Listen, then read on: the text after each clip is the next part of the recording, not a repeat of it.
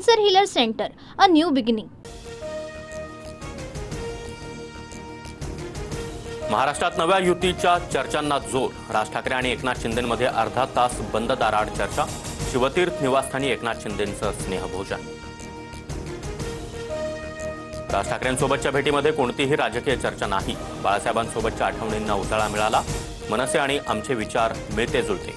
उपमुख्यमंत्री एकनाथ शिंदेंची सूचक प्रतिक्रिया. धनंजय मुंडेंनाच वाल्मिक कराडचा एन्काउंटर करायचा होता. कराडच्या एन्काउंटरसाठी मुंडेंनी ऑफर दिली होती. निलंबित पीएसआय रणजित कासलेंचा खळबळजनक आरोप. निलंबित झालेल्या एखाद्या अधिकाऱ्याचे किती मनावर घ्यायचं हे ठरवायला हवं. धनंजय मुंडेंवरील आरोपांवर अजित पवारांचं उत्तर.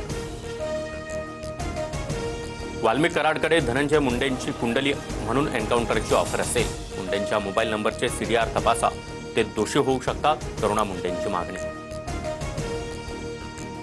बीडमध्ये भाजप लोकसभा विस्तारकाची धारधार कोयत्यानं हत्या. बाबासाहेब आगे असं हत्या झालेल्या तरुणाचं नाव. आरोपी नारायण फफाळ पोलिसांच्या ताब्यात. अनैतिक संबंधातून हत्या झाल्याची प्राथमिक माहिती. सिंधुदुर्गातील बिडवलकर हत्या प्रकरणी आरोपी सिद्धेश शिरसाट याचा आका कोण? आरोपीचे निलेश राणे, रवींद्र फाटक आणि एकनाथ शिंदेंसोबतचे फोटो ट्विट करत वैभव नाईकांचा आरोप. 2 वर्षांपूर्वी आरोपी सिद्धेश शिरसाट उभाठात होता. नाईकांनी सांगावं बॉडी कुठं आहे. निलेश राणेंचं वैभव नाईकांना प्रत्युत्तर. नाशिकमध्ये आज ठाकरेंच्या शिवसेनेचं शक्ती प्रदर्शन. उद्धव ठाकरे, आदित्य ठाकरे आणि संजय राऊतांच्या उपस्थितीमध्ये 15 विधानसभा मतदारसंघांचं शिबिर. याद्वारे बाळासाहेब ठाकरेंचे भाषण दाखवलं जाणार.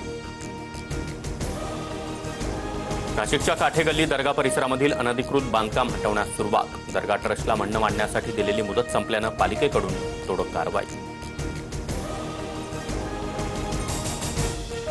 नाशिकमधील काठेगल्ली परिसरातील रात्री दगडफेकीची घटना. 3 ते 4 पोलीस जखमी तर 5 वाहनांचं नुकसान. वादग्रस्त धार्मिक स्थळाबाबत अफवा पसरल्यानं तणाव. कॉमेडियन कुणाल कामराच्या याचिकेवर आज मुंबई उच्च न्यायालयामध्ये सुनावणी. दुपारी 2 वाजता सुनावणी होणार. खार पोलीस ठाण्यातील एफआयआर रद्द करण्याच्या मागणीसाठी कामराची याचिका.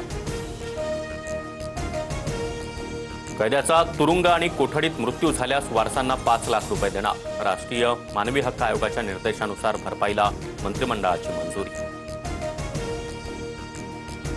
मुंबईला बॉम्ब न उडवण्याची धमकी देणाऱ्याला बोरिवलीतून अटक. आरोपी सूरज जाधवचा मोबाईल आणि सिम कार्ड जप्त. यापूर्वी देखील सूरजवर अनेक गुन्ह्यांची नोंद. उद्या कोर्टात हजर केलं जाणार. एसटी कर्मचाऱ्यांचा उर्वरित 45% पगार जमा. महामंडळाच्या कर्मचाऱ्यांकडून समाधान व्यक्त. एसटी कर्मचाऱ्यांचा केवळ 56%च पगार सुरुवातीला करण्यात आला होता. अमरावती विमानतळाचे मुख्यमंत्री फडणवीसांच्या हस्ते आज उद्घाटन. उपमुख्यमंत्री अजित पवार, एकनाथ शिंदे देखील उपस्थित राहणार. मुंबईतील प्रभादेवी पुलाच्या पाडकामाला विरोध. उद्धव ठाकरेंच्या शिवसेनेकडून सह्यांची मोहीम तर मनसेचं धरणं आंदोलन. पुनर्वसनासह इतर प्रश्न मार्गी लागल्याशिवाय पूल बंद करू देणार नाही. दोन्ही पक्षांचा इशारा. ईडीची सहारा समूहावर मोठी कारवाई. लोणावळ्यातील अँबी व्हॅली सिटीमधील 707 एकर जागा जप्त. जमिनीची बाजारभाव किंमत सुमारे 1460 कोटी रुपये. जमीन बेनामी नावांनी खरेदी केल्याचं तपासात समोर. मुंबई कृषी उत्पन्न बाजार समितीमध्ये आंब्याच्या दरात घसरण. 45,000 रुपये क्विंटल दर. एप्रिल महिन्याच्या अखेर मोठ्या प्रमाणात हापूसची आवक होणार.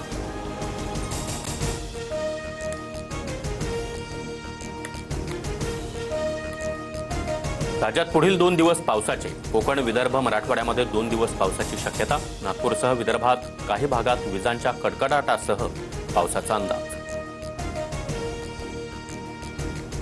सोलापूरच्या मोहोळ तालुक्यामध्ये विजेचा शॉक लागून तरुण शेतकऱ्याचा मृत्यू.